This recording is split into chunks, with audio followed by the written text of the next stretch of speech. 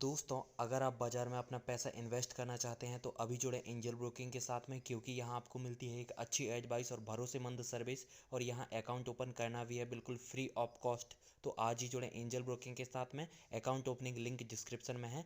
आज ही अपना account open कराएं। हमारे साथ बातचीत करने के लिए खास मेहमान मौजूद हैं। राकेश शर्मा मौजूद हैं, एग्जीक्यूटिव डायरेक्टर बजाज ऑटो के। राकेश सर नमस्कार, स्वागत है आपका कार्यक्रम में। पहले तो आपको, आपके परिवार और आपकी पूरी टीम को इस साल की बहुत बहुत शुभकामनाएं। आप साल के पहले कारोबारी सत्र में हमारे साथ जुड़े हैं। उम्मीद लगाते हैं कि ये साल ऑटो सेक्टर के लिए, आपके लिए और एक बढ़िया समय लेकर आए, और जिस तरह की दिक्कतें हमने पिछले सालों में देखी हैं वो दूर होते हुए दिखाई पड़े सेक्टरों के लिए भी और इंडिविजुअली हम सबके लिए भी।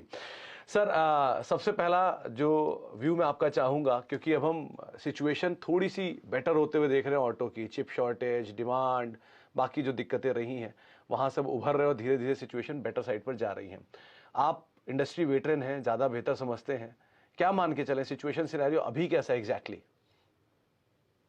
नमस्कार, और आप सबको भी शुभकामनाएं नववर्ष की। देखिए, आपने जो ये सवाल किया है और जो आपने कमेंट दिया है कि ऑटोमोबाइल बेहतर नज़र आ रहा है, जनरली लोग ऑटोमोबाइल को एक सेक्टर की तरह देते हैं, लेकिन फोर व्हीलर या पैसेंजर कार्स और टू व्हीलर में बहुत फर्क है। क्योंकि जो व्यक्ति टू व्हीलर्स खरीदते हैं वो बिल्कुल ही आर्थिक दृष्टिकोण से एक अलग सेगमेंट में है फोर व्हीलर्स को लेके। और हम लोग ये देख रहे हैं कई क्वार्टर्स से, अब तकरीबन 8 क्वार्टर्स से जो टू व्हीलर इंडस्ट्री है वो डबल डिक्लाइन में है।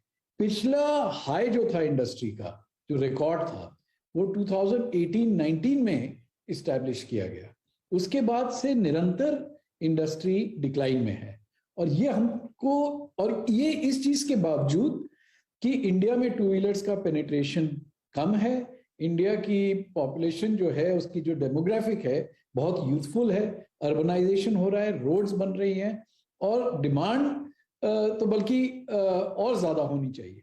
तो ये मैं गैप अगर देखूं कि कहाँ पर डिमांड होनी चाहिए थी और अभी कहाँ पर है, ये एक बहुत बड़ा गैप है। और ये हमको ये दर्शाता है कि जो आर्थिक परिस्थिति है ये लोअर सेगमेंट में, वो अपर सेगमेंट से बिल्कुल विपरीत है। और थोड़ा बहुत इंप्रूवमेंट हम लोग को भी महसूस हो रहा है दिसंबर नवंबर से। इससे अच्छा था, डिक्लाइन पे था इंडस्ट्री में, लेकिन बेहतर था। और आशा है कि ये जो जनरल इकोनॉमी में इंप्रूवमेंट है देश की, इसका ट्रिकल डाउन हमारे सेगमेंट पे भी होगा और डिमांड बढ़ेगी। सही बात तो आपने सही की कि पिछले काफ़ी समय से सेक्टर में इश्यूज तो रहे हैं, लेकिन जो नंबर्स हैं उनमें भी इंडिविजुअली अगर मंथ वाइज देखेंगे तो नंबर्स में डिक्लाइनिंग ट्रेंड ही रहा है डोमेस्टिक फ्रंट पर एटलीस्ट। लेकिन हाँ, एक्सपोर्ट का आंकड़ा बेटर साइड पर आया। तो अगर दोनों का सेग्रीगेशन मान के चलूँ तो क्या उम्मीदें लगाएं हम? यहाँ से ऊपर की तरफ ही डोमेस्टिक के नंबर रहेंगे, इसी रेंज में रहेंगे सब्ड्यूट साइड पर, और दूसरा कंपनी का एक्सपोर्ट बिजनेस ये कैसे परफॉर्म करेगा? देखिए, हमारा बजाज ऑटो का जो परफॉर्मेंस है इंडस्ट्री डिक्लाइन से थोड़ा कम है हमारा डिक्लाइन, इसलिए हमारा को डोमेस्टिक में मार्केट शेयर इम्प्रूवमेंट हुआ है। ये वाहन पे भी आपको इंफॉर्मेशन मिलेगी। हमारा डोमेस्टिक जो थ्री व्हीलर है वो वापस आ गया है। बीच में तो बहुत ही कम हो गया था क्योंकि पूरा देश तकरीबन लॉकडाउन की स्थिति में था, लेकिन अब डिलीवरीज और पैसेंजर ट्रैफिक आ गई है वापस। तो थ्री व्हीलर जिसमें कि हमारा बहुत बड़ा हाई मार्केट शेयर है वो वापस आ गया है। एक्सपोर्ट्स स्टडी कर रहा है, पिछले कुछ क्वार्टर से 2 लाख के ऊपर हर महीने एक्सपोर्ट परफॉर्मेंस रहता है। और ये साल, मतलब ये कैलेंडर ईयर जो है 2021 में हमारा रिकॉर्ड ब्रेकिंग परफॉर्मेंस रहा 2.5 मिलियन का, जो पिछले हाई से 30% ज्यादा है। तो मेरे हिसाब से ये 2 लाख का प्लस का मोमेंटम जारी रहेगा। मेरी आशा है कि इस बार का जो बजट वगैरह आएगा इससे कुछ कॉन्फिडेंस, लोगों कस्टमर का कॉन्फिडेंस बढ़ेगा। और अगर कोविड की तीसरी वेव नहीं आई तो मैं समझता हूं कि धीरे धीरे इकोनॉमी पिकअप करेगी। मुझे ऐसा नहीं लगता कि एकदम से डिमांड एक्सप्लोड करेगी, क्योंकि अभी ऐसा भी नहीं है कि कुछ पाइपलाइनिंग करनी है या पेंट अप डिमांड है। लेकिन होपफुली ये ट्रिकल डाउन काम करने लगेगा, लोगों का विश्वास बढ़ेगा और धीरे धीरे डोमेस्टिक डिमांड मोटरसाइकिल में भी बढ़ेगी। सो एक्सपोर्ट स्टडी रहेगा बजाज ऑटो के लिए 2 लाख के ऊपर, और डोमेस्टिक में मार्केट के साथ के स्टेप में होपफुली थोड़ा इम्प्रूवमेंट रहेगा, और 3 व्हीलर मेरे हिसाब से अब अच्छा करेगा।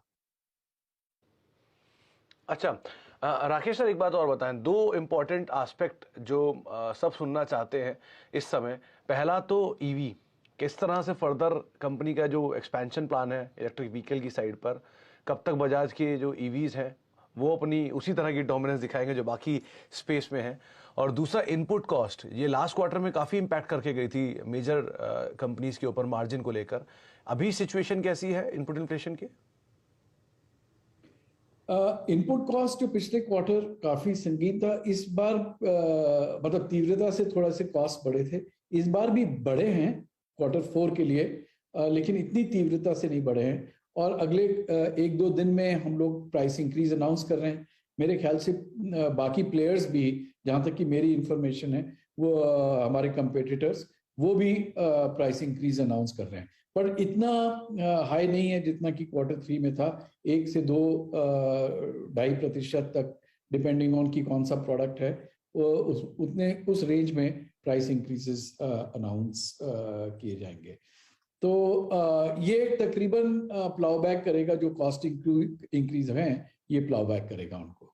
जहां तक कि ईवी का सवाल है, ईवी का पेनिट्रेशन निरंतर बढ़ता जा रहा है। अभी बहुत कम है, 1% है पूरे 2 व्हीलर्स को लेके, और क्योंकि इसके ग्रोथ रेट्स बहुत बड़े लगते हैं क्योंकि बेस बहुत कम है, तो एक्साइटमेंट ज्यादा है। लेकिन अगर पूरे नेशनल व्यू लिया जाए तो 1% के करीब है, पर ये 1 से 3% होगा, 5% होगा, और ये एक नया बिजनेस बन रहा है। हम लोग काफी आशावादी हैं इसको लेके।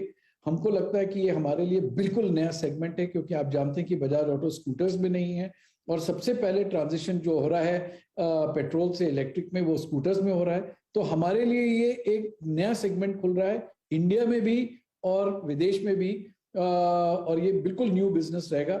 इसलिए हम लोग काफी हम लोगों ने नई इन्वेस्टमेंट अनाउंस की है 300 करोड़ की, और इस पे काम शुरू हो गया है। और जून से पहले इस लाइन से हम लोग नई व्हीकल्स, ईवी व्हीकल्स निकालेंगे, और हमारी तो यही चेष्टा रहेगी कि ये जो हमारे लिए नया सेगमेंट खुल रहा है, इसमें विदेश में और भारत में हम बिल्कुल अग्रसर रहें और नंबर 1 पोजीशन पे रहें इसमें। अच्छा राकेश सर, आपसे आखिरी सवाल होगा। आपने इनपुट कॉस्ट की बात की, और यूजुअली जनवरी से जो प्राइसेस होते हैं वो अपर साइड पे ऑलरेडी ऑटो कंपनीज के होते ही हैं नए मॉडल की वजह से। तो क्या ये प्राइस हाइक में इनपुट कॉस्ट इन्वॉल्व है, या और कोई प्राइस हाइक हम एक्सपेक्ट कर सकते हैं गोइंग फॉरवर्ड? नहीं, ये जो प्राइस हाइक है ये टोटली इनपुट कॉस्ट की वजह से, जो हम लोग को इंडिकेशन मिली हैं, इतने से ही इनपुट कॉस्ट बढ़ रहे हैं, और इसकी वजह से ही ये प्राइस हाइक लिया जा रहा है। चलिए, बहुत बहुत शुक्रिया सर अपना समय में देने के लिए, और हमसे पहले दिन साल के बातचीत करने के लिए, और कंपनी के आउटलुक पर चर्चा करने के लिए, विस्तार योजनाओं पर बातचीत करने को। और एक बार फिर से आपको और आपके परिवार को, आपकी टीम को बहुत बहुत शुभकामनाएं CNBC आवाज़ के परिवार की तरफ से। बहुत बहुत शुक्रिया सर।